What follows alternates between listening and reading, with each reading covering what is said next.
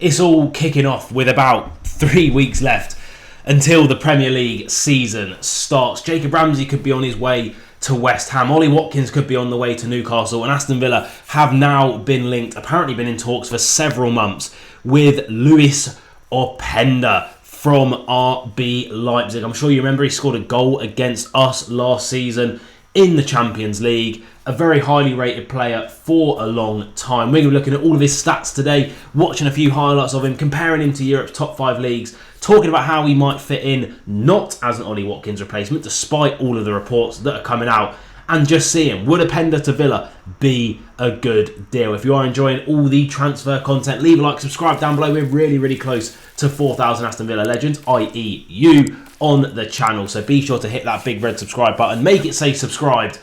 Let's have a look at Openda's stats from last season, which might not be the best, but we're going to be looking at his stats as well from the season before, and it might change your mind. Lois Openda. Could the Premier League defences be terrified? I don't know why I've done that, but here are his stats from last season. Plays up front, can also play in behind the striker out on the left-hand side, but doesn't really do it very often. He is mainly an out-and-out striker. 25 years of age, so in his prime, about 5'9" tall. Current market value of around 60 million euros. I don't know what the type of deal would be that we would be looking for. And if you look at his career, actually, Club Bruges in Belgium didn't really do too well for them in terms of goal scoring there, 28-4, 25-1. Then he went on loan to Vitesse for 2 seasons, got 13 in 38 and 24 in 50. That earned him a good, decent-ish money move. I don't know whether it says that the sort of values here to Lens over in Ligue 1, where he got 21 in 48. And then last season for RB Leipzig, done very well. And all right this season as well. In 28 starts, 33 games overall, he managed to get 9 goals and 5 assists, so 14 goal contributions in 28 games. A goal contribution every other game isn't the worst in the world. We're not going to bother about his qualification there. Bundesliga, that's what I'm looking for. So let's have a look at how he done last season in the Bundesliga for RB Leipzig. Won the Super Cup with them in 23-24 as well. 9 goals from an XG of 9. Perfect, bang on. Would like to see more goals from him. Did get more last season, but at least he is performing his XG, unlike some other players we've looked at on the channel, like Dominic Calvert-Lewin in the last video, who underperforms it very much. The 5 assists that he got last season actually put him in the top 87th percentile for players in the Bundesliga, XG of only 2.3. The pass accuracy on all fronts leaves a little bit to be desired, especially how Emery likes his strikers to play, likes them to be involved in the link-up play, but only a 66% pass accuracy, a 50% long ball accuracy, and just that 7.4% cross accuracy. Relatively worrying, but did create 29 chances for his teammates, which isn't too bad. The dribble success, not the best in the world, but the amount of completed dribbles puts him in the top 20th percentile. Again, likes to get on the ball, and he is absolutely rapid, by the way. Won 4 penalties last season, the most of anyone in his position. Decent amount of duels won as well, and the percentage, and his blocks, his recoveries, his possession won in the final third, all very good. But the season that really put him on the map was the season before last. We'll quickly look at his Champions League stats from last season. Managed to get a goal and 2 assists, pass accuracy and that a little bit better as well. Look at that, 3-2 against Aston Villa. Did get a goal, but he couldn't beat us. Could just sack. See you later. Now, last season in the Bundesliga, this is absolutely ridiculous, by the way. 24 goals, top 5th percentile, probably only outperformed by Harry Kane, to be honest with you, in that league. Off of an expected goals of 22.24, so always pretty much outperforming that XG, which is a good metric to measure a striker by. 2 penalty goals as well. Managed to still get himself 7 assists off an XA of only 4.57. The pass accuracies, they're not the best, but how's he getting all these assists? At least his cross accuracy was a little bit better. Again, dribbles puts him right up there. Touches in opposition box right up there. Won 100% of his tackles as well. A good amount of possession won in the final third and interceptions as well. This is the season that put him on the map, guys. Didn't get many goals elsewhere. To be fair, he got 4 in 8 in the Champions League that season as well. So not too bad. But how did his stats over the last 365 days compare to Europe's elite? As you can see, it's not the best in the world. His assists put him in the top sort of 20th percentile roughly, but his goals right down there in the bottom sort of 30th percentile.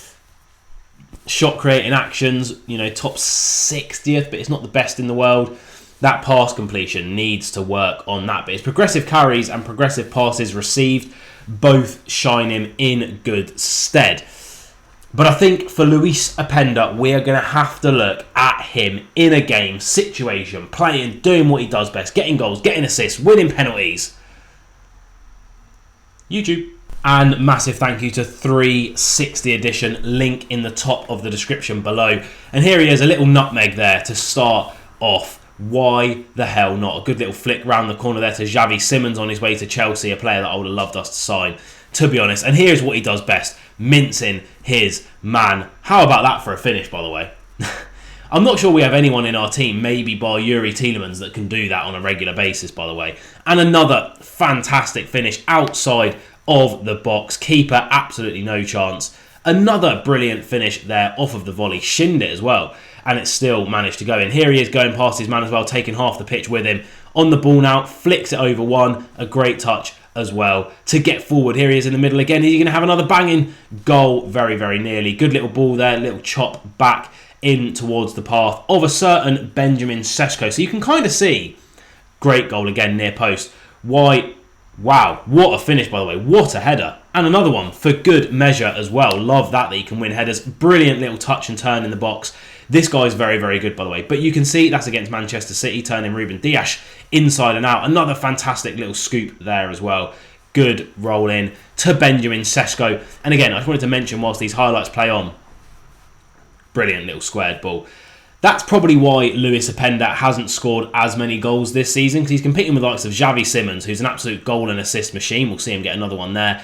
And Benjamin Sesko, a player that could be on his way to Newcastle or Manchester United very soon. Another fantastic finish from outside the box. That's brilliant. Just seen Ollie Watkins miss one of those, so you never know. But he's competing with these massive, massive players, These players that...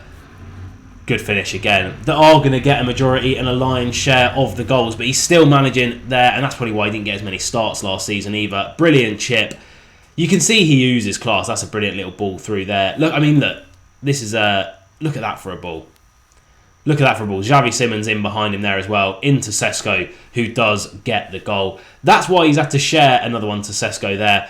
The lion's share of his goals and assists this season, because he's with fantastic players. But when he does get the chances, as you can see, he's an absolute machine. Another one against Man City. Why not? Why not? He's a very good player, guys. This is a high caliber player right here. There you have it. Here is my final thoughts and opinions on Mr. Openda. Now, like I say, shared a team with the likes of Benjamin Sesko, Xavi Simons, Yusuf Poulsen, all of these fantastic Bundesliga players last season. Shared a pitch with Kosta Nedeljkovic, obviously, for the last couple of games as well when he broke into the team.